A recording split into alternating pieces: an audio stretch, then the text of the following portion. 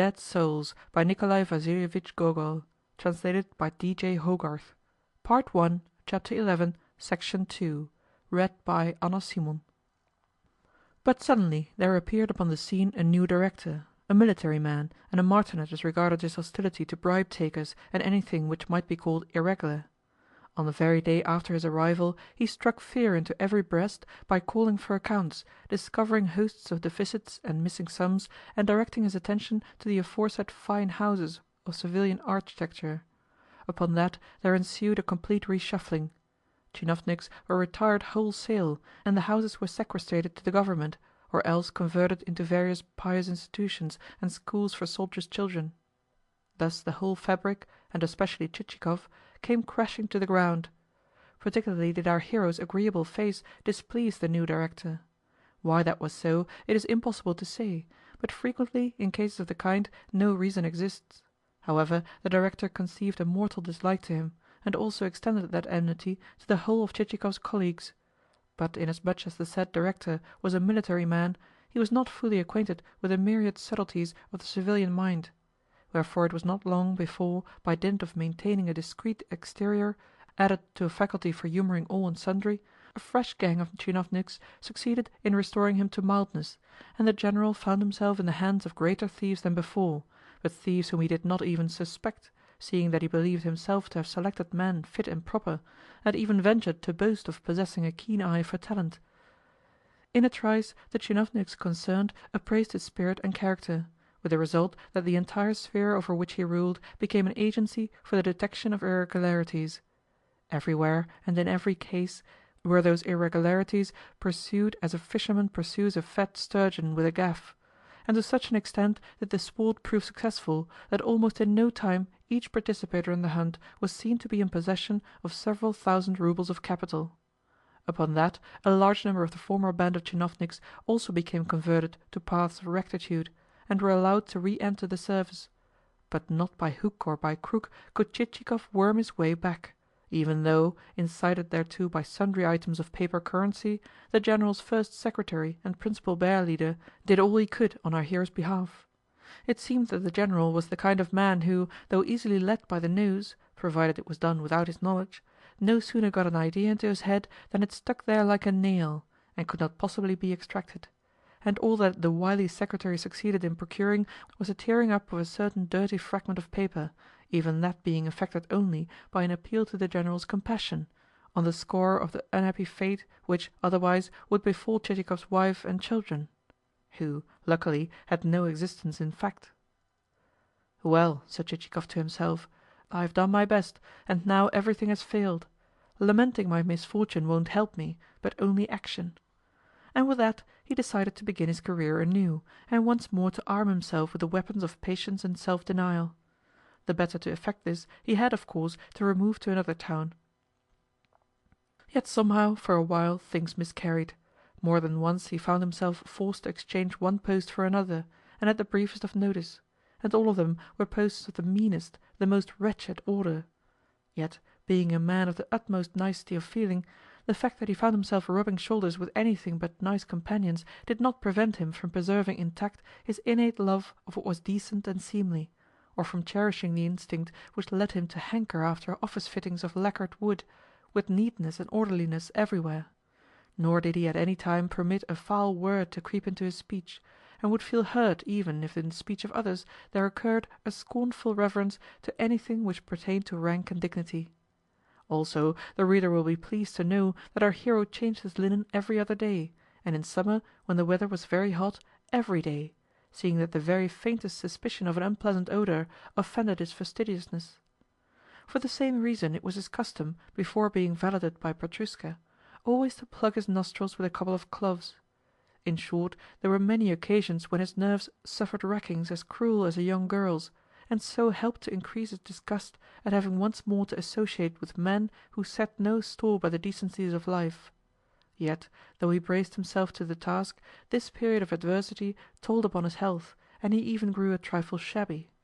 More than once, on happening to catch sight of himself in the mirror, he could not forbear exclaiming, "Holy Mother of God, but what a nasty-looking brute I have become!" and for a long while afterwards could not with anything like sang-froid contemplate his reflection. Yet throughout he bore up stoutly and patiently, and ended by being transferred to the customs department.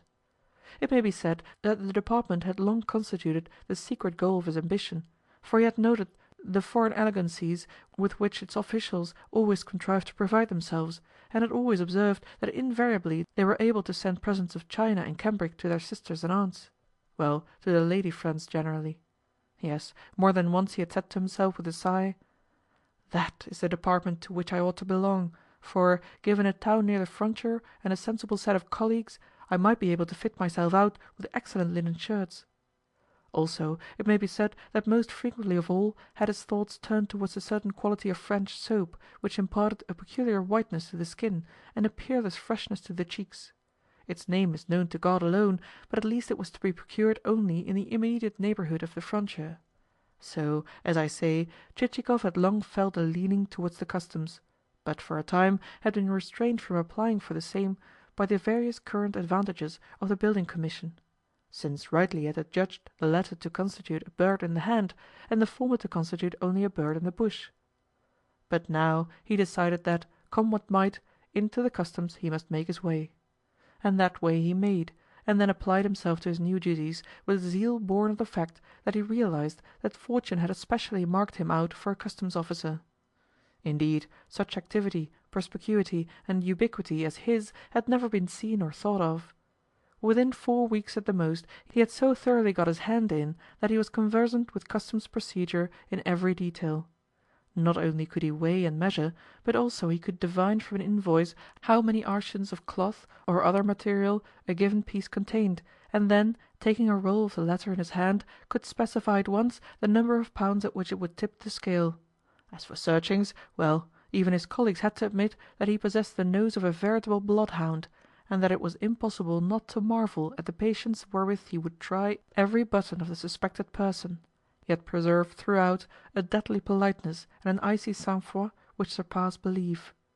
And while the searched were raging, and foaming at the mouth, and feeling that they would give worlds to alter his smiling exterior with a good resounding slap, he would move not a muscle of his face, nor abate by a jot the urbanity of his demeanour, as he murmured, "Do you mind so far incommoding yourself as to stand up?"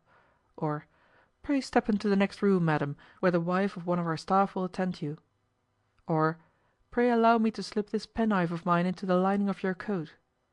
After which he would extract thence shawls and towels with as much nonchalance as he would have done from his own travelling trunk.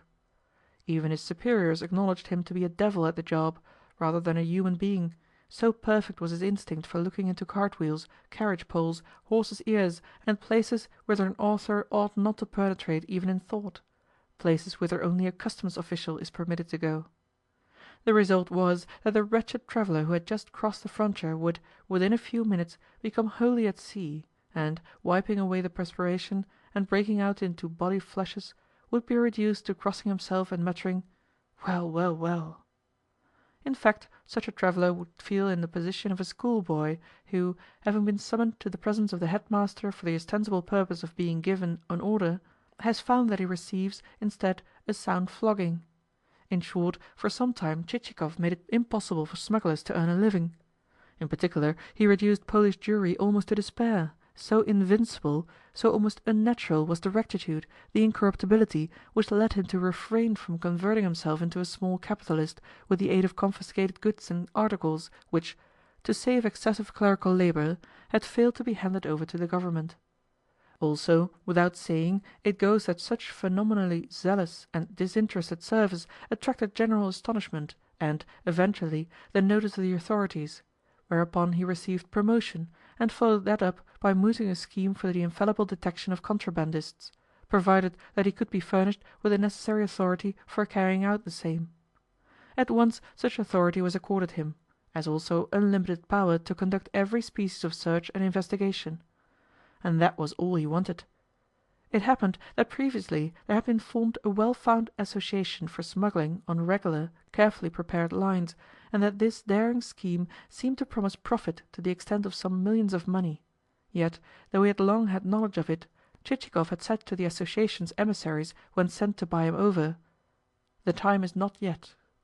but now that he had got all the reins into his hands, he sent word of the fact to the gang, and with it the remark, "The time is now." Nor was he wrong in his calculations, for, within the space of a year, he had acquired what he could not have made during 20 years of non-fraudulent service. With similar sagacity he had, during his early days in the department, declined altogether to enter into relations with the association, for the reason that he had then been a mere cipher, and would have come in for nothing large in the way of takings. But now? Well, now it was another matter altogether, and he could dictate what terms he liked. Moreover, that the affair might progress the more smoothly, he suborned a fellow tchinovnik of the type which, in spite of grey hairs, stands powerless against temptation; and, the contract concluded, the association duly proceeded to business. Certainly business began brilliantly. But probably most of my readers are familiar with the oft-repeated story of the passage of Spanish sheep across the frontier in double fleeces which carried between their outer layers and their inner enough lace of Brabant to sell to the tune of millions of roubles. Wherefore I will not recount the story again, beyond saying that those journeys took place just when Chichikov had become head of the customs, and that, had he not a hand in the enterprise, not all the Jews in the world could have brought it to success. By the time that 3 or 4 of these ovine invasions had taken place, Chichikov and his accomplice had come to be the possessors of 400,000 roubles apiece, while some even aver that the former's gains totaled 500,000, owing to the greater industry which he had displayed in the matter. Nor can anyone but God say to what a figure the fortunes of the pair might not eventually have attained, had not an awkward contretemps cut right across their arrangements. That is to say, for some reason or another, the devil so far deprived these tchinovniks conspirators of sense as to make them come to words with one another, and then to engage in a quarrel. Beginning with a heated argument, this quarrel reached the point of Chichikov, who was possibly a trifle tipsy, calling his colleague a priest's son; and though that description of the person so addressed was perfectly accurate, he chose to take offence, and to answer Chichikov with the words, loudly and incisively uttered, "It is you who have a priest for your father," and to add to that, the more to incense his companion, "Yes, mark you, that is how it is." Yet, though he had thus turned the tables upon Chichikov with the 2 quoque, and then capped that exploit with the words last quoted, the offended tchinovnik could not remain satisfied, but went on to send in an anonymous document to the authorities. On the other hand, some aver that it was over a woman that the pair fell out, over a woman who, to quote the phrase then current among the staff of the Customs Department, was "as fresh and as strong as the pulp of a turnip," and that night birds were hired to assault our hero in a dark alley, and that the scheme miscarried, and that in any case both Chichikov and his friend had been deceived, seeing that the person to whom the lady had really accorded her favours was a certain staff captain named Shamsharev. However, only God knows the truth of the matter. Let the inquisitive reader ferret it out for himself.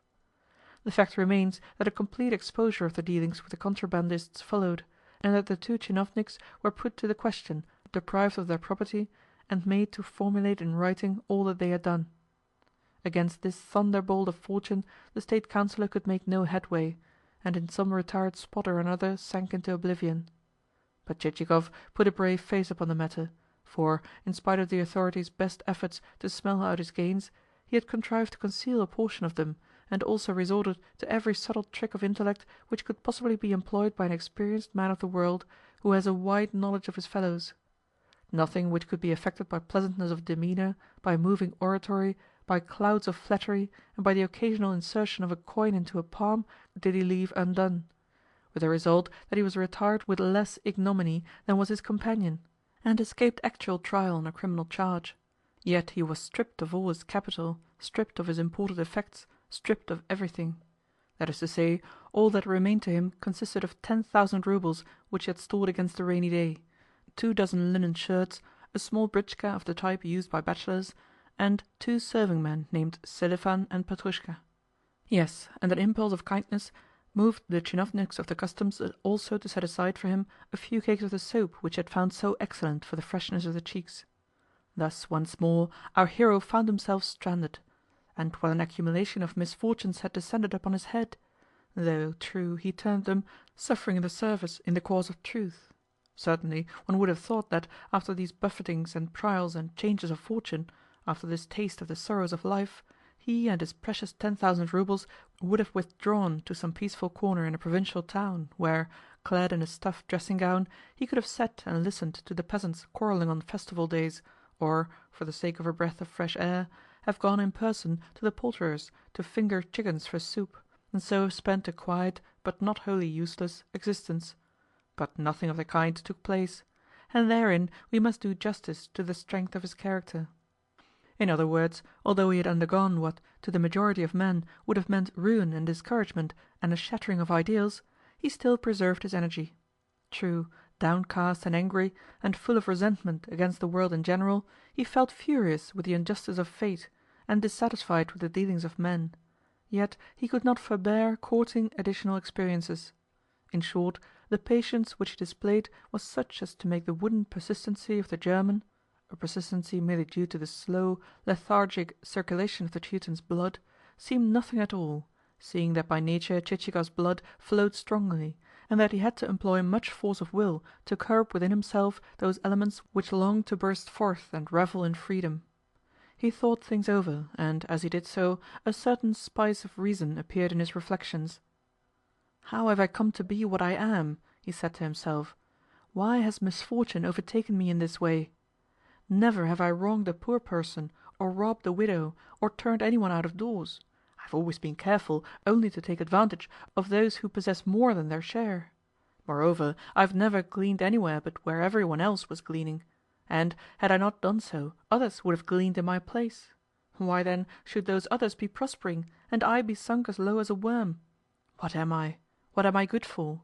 How can I, in future, hope to look any honest father of a family in the face? How shall I escape being tortured with the thought that I am cumbering the ground? What, in the years to come, will my children say, save that 'our father was a brute, for he left us nothing to live upon'?" Here I may remark that we have seen how much thought Chichikov devoted to his future descendants. Indeed, had not there been constantly recurring to his mind the insistent question, "What will my children say?" he might not have plunged into the affair so deeply. Nevertheless, like a wary cat which glances hither and thither to see whether its mistress be not coming before it can make off with whatsoever first falls to its paw—butter, fat, lard, a duck, or anything else—so our future founder of a family continued, though weeping and bewailing his lot, to let not a single detail escape his eye. That is to say, he retained his wits ever in a state of activity, and kept his brain constantly working. All that he required was a plan. Once more he pulled himself together, once more he embarked upon a life of toil, once more he stinted himself in everything. Once more he left clean and decent surroundings for a dirty, mean existence. In other words, until something better should turn up, he embraced the calling of an ordinary attorney, a calling which, not then possessed of a civic status, was jostled on every side, enjoyed little respect at the hands of the minor legal fry, or indeed at its own, and perforce met with universal slights and rudeness. But sheer necessity compelled Chichikov to face these things. Among commissions entrusted to him was that of placing in the hands of the public trustee several hundred peasants who belonged to a ruined estate. The estate had reached its parlous condition through cattle disease, through rascally bailiffs, through failures of the harvest, through such epidemic diseases that had killed off the best workmen, and last but not least through the senseless conduct of the owner himself, who had furnished a house in Moscow in the latest style, and then squandered his every kopeck, so that nothing was left for his further maintenance, and it became necessary to mortgage the remains, including the peasants, of the estate. In those days mortgage to the treasury was an innovation looked upon with reserve, and, as attorney in the matter, Chichikov had first of all to entertain every official concerned. We know that, unless that be previously done, unless a whole bottle of Madeira first be emptied down each clerical throat, not the smallest legal affair can be carried through. And to explain, for the barring of future attachments, that half of the peasants were dead. "And are they entered on the revision lists?" asked the secretary. "Yes," replied Chichikov. "Then what are you boggling at?" continued the secretary. "Should one soul die, another will be born, and in time grow up to take the first one's place." Upon that there dawned on our hero one of the most inspired ideas which ever entered the human brain. What a simpleton I am, he thought to himself. Here am I looking about for my mittens, when all the time I have got them tucked into my belt. Why, were I myself to buy up a few souls which are dead, to buy them before a new revision list shall have been made, the Council of Public Trust might pay me 200 roubles apiece for them, and I might find myself with, say, a capital of 200,000 roubles. The present moment is particularly propitious, since in various parts of the country there has been an epidemic, and, glory be to God, a large number of souls have died of it. Nowadays landowners have taken to card playing and junketing and wasting their money, or to joining the civil service in St. Petersburg. Consequently their estates are going to wreck and ruin, and being managed in any sort of fashion, and succeeding in paying their dues with greater difficulty each year. That being so, not a man of the lot but would gladly surrender to me his dead souls rather than continue paying the poll tax, and in this fashion I might make, well, not a few kopecks. Of course there are difficulties, and to avoid creating a scandal I should need to employ plenty of finesse, but man was given his brain to use, not to neglect. One good point about the scheme is that it will seem so improbable that in case of an accident no one in the world will believe in it. True, it is illegal to buy or mortgage peasants without land, but I can easily pretend to be buying them only for transferment elsewhere. Land is to be acquired in the provinces of Taurida and Kherson almost for nothing, provided that one undertakes subsequently to colonize it. So to Kherson I will transfer them, and long may they live there. And the removal of my dead souls shall be carried out in the strictest legal form.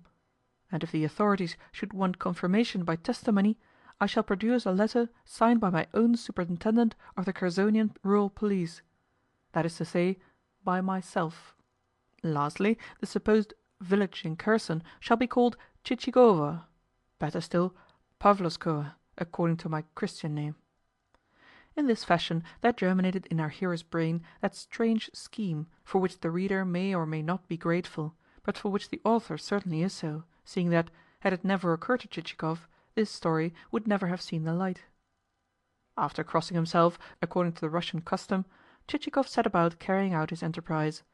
On pretence of selecting a place wherein to settle, he started forth to inspect various corners of the Russian Empire, but more especially those which had suffered from such unfortunate accidents as failures of the harvest, a high rate of mortality, or whatsoever else might enable him to purchase souls at the lowest possible rate. But he did not tackle his landowners haphazard. He rather selected such of them as seemed more particularly suited to his taste, or with whom he might with the least possible trouble conclude identical agreements, though, in the first instance, he always tried, by getting on terms of acquaintanceship, better still, of friendship, with them, to acquire the souls for nothing, and so to avoid purchase at all. In passing, my readers must not blame me if the characters whom they have encountered in these pages have not been altogether to their liking. The fault is Chichikov's rather than mine, for he is the master, and where he leads we must follow. Also, should my readers gird at me for a certain dimness and want of clarity in my principal characters and actors, that will be tantamount to saying that never do the broad tendency and the general scope of a work become immediately apparent. Similarly does the entry to every town, the entry even to the capital itself, convey to the traveller such an impression of vagueness that at first everything looks grey and monotonous, and the lines of smoky factories and workshops seem never to be coming to an end. But in time there will begin also to stand out the outlines of six-storied mansions, and of shops and balconies, and wide perspectives of streets, and a medley of steeples, columns, statues, and turrets, the whole framed in rattle and roar, and the infinite wonders which the hand and the brain of man have conceived. Of the manner in which Chichikov's first purchases were made the reader is aware. Subsequently he will see also how the affair progressed, and with what success or failure our hero met, and how Chichikov was called upon to decide and to overcome even more difficult problems than the foregoing, and by what colossal forces the levers of his far-flung tale are moved, and how eventually the horizon will become extended until everything assumes a grandiose and a lyrical tendency. Yes, many a verst of road remains to be travelled by a party made up of an elderly gentleman, a britchka of the kind affected by bachelors, a valet named Petrushka, a coachman named Selifan, and 3 horses, which, from the assessor to the skewbald, are known to us individually by name. Again, although I have given a full description of our hero's exterior, such as it is, I may yet be asked for an inclusive definition also of his moral personality. That he is no hero compounded of virtues and perfections must be already clear. Then what is he? A villain? Why should we call him a villain? Why should we be so hard upon a fellow man? In these days our villains have ceased to exist. Rather it would be fairer to call him an acquirer. The love of acquisition, the love of gain, is a fault common to many, and gives rise to many and many a transaction of the kind generally known as not strictly honourable. True, such a character contains an element of ugliness, and the same reader who, on his journey through life, would sit at the board of a character of this kind, and spend a most agreeable time with him, would be the first to look at him askance if he should appear in the guise of the hero of a novel or a play. But wise is the reader who, on meeting such a character, scans him carefully, and, instead of shrinking from him with distaste, probes him to the springs of his being.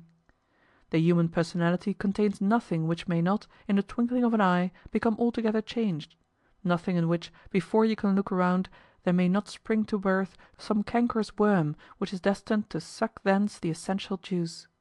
Yes, it is a common thing to see not only an overmastering passion, but also a passion of the most petty order, arise in a man who is born to better things, and lead him both to forget his greatest and most sacred obligations, and to see only in the veriest trifles the great and the holy. For human passions are as numberless as is the sand of the seashore, and go on to become his most insistent of masters. Happy, therefore, the man who may choose from among the gamut of human passions one which is noble. Hour by hour will that instinct grow and multiply in its measureless beneficence. Hour by hour will it sink deeper and deeper into the infinite paradise of his soul. But there are passions of which a man cannot rid himself, seeing that they are born with him at his birth, and he has no power to abjure them. Higher powers govern those passions, and in them is something which will call to him, and refuse to be silenced to the end of his life. Yes, whether in a guise of darkness, or whether in a guise which will become converted into a light to lighten the world, they will and must attain their consummation on life's field, and in either case they have been evoked for man's good. In the same way may the passion which drew our Chichikov onwards have been one that was independent of himself. In the same way may there have lurked even in his cold essence something which will one day cause men to humble themselves in the dust before the infinite wisdom of God. Yet that folk should be dissatisfied with my hero matters nothing. What matters is the fact that, under different circumstances, their approval could have been taken as a foregone conclusion. That is to say, had not the author pried over deeply into Chichikov's soul, nor stirred up in its depths what shunned and lay hidden from the light, nor disclosed those of his hero's thoughts which that hero would not have disclosed even to his most intimate friend. Had the author indeed exhibited Chichikov just as he exhibited himself to the townsmen of N and Manilov and the rest, well, then we may rest assured that every reader would have been delighted with him, and have voted him a most interesting person. For it is not nearly so necessary that Chichikov should figure before the reader as though his form and person were actually present to the eye, as that, on concluding a perusal of this work, the reader should be able to return, unharrowed in soul, to that cult of the card table which is the solace and delight of all good Russians. Yes, readers of this book, none of you really care to see humanity revealed in its nakedness. Why should we do so, you say? What would be the use of it? Do we not know for ourselves that human life contains much that is gross and contemptible? Do we not with our own eyes have to look upon much that is anything but comforting? Far better would it be if you would put before us what is comely and attractive, so that we might forget ourselves a little. In the same fashion does a landowner say to his bailiff, "Why do you come and tell me that the affairs of my estate are in a bad way? I know that without your help. Have you nothing else to tell me? Kindly allow me to forget the fact, or else to remain in ignorance of it, and I shall be much obliged to you." Whereafter the said landowner probably proceeds to spend on his diversion the money which ought to have gone towards the rehabilitation of his affairs. Possibly the author may also incur censure at the hands of those so-called patriots who sit quietly in corners and become capitalists through making fortunes at the expense of others. Yes, let but something which they conceive to be derogatory to their country occur, For instance, let there be published some book which voices the bitter truth, and out they will come from their hiding places like a spider which perceives a fly to be caught in its web. Is it well to proclaim this to the world, and to set folk talking about it? They will cry. What you have described touches us, is our affair. Is conduct of that kind right? What will foreigners say? Does anyone care calmly to sit by and hear himself traduced? Why should you lead foreigners to suppose that all is not well with us, and that we are not patriotic? Well, to these sage remarks no answer can really be returned, especially to such of the above as refer to foreign opinion. But see here, there once lived in a remote corner of Russia two natives of the region indicated. One of those natives was a good man named Kifa Mokievitch, and a man of kindly disposition, a man who went through life in a dressing gown and paid no heed to his household, for the reason that his whole being was centered upon the province of speculation, and that, in particular, he was preoccupied with a philosophical problem usually stated by him thus: "A beast," he would say, "is born naked. Now why should that be? Why should not a beast be born as a bird is born, that is to say, through the process of being hatched from an egg? Nature is beyond the understanding, however much one may probe her." This was the substance of Kifa Mokievitch's reflections. But herein is not the chief point. The other of the pair was a fellow named Morphy Kifovitch, and son to the first named. He was what we Russians call a hero, and while his father was pondering the parturition of beasts, his, the son's, lusty 20-year-old temperament was violently struggling for development. Yet that son could tackle nothing without some accident occurring. At one moment would he crack someone's fingers in half, and at another would he raise a bump on somebody's nose, so that both at home and abroad every one and everything, from the serving-maid to the yard dog, fled on his approach, and even the bed in his bedroom became shattered to splinters. Such was Morphy Kifovitch, and with it all he had a kindly soul. But herein is not the chief point. "Good sir, good Kifa Mokievitch," servants and neighbors would come and say to the father, "what are you going to do about your Morphy Kifovitch? We get no rest from him, he is so above himself." "That is only his play, that is only his play," the father would reply. "What else can you expect? It is too late now to start a quarrel with him, and moreover everyone would accuse me of harshness. True, he is a little conceited, but were I to reprove him in public, the whole thing would become common talk, and folk would begin giving him a dog's name. And if they did that, would not their opinion touch me also, seeing that I am his father? Also, I am busy with philosophy and have no time for such things. Lastly, Morphy Kifovitch is my son, and very dear to my heart." And, beating his breast, Kifa Mokievitch again asserted that, even though his son should elect to continue his pranks, it would not be for him, for the father, to proclaim the fact, or to fall out with his offspring.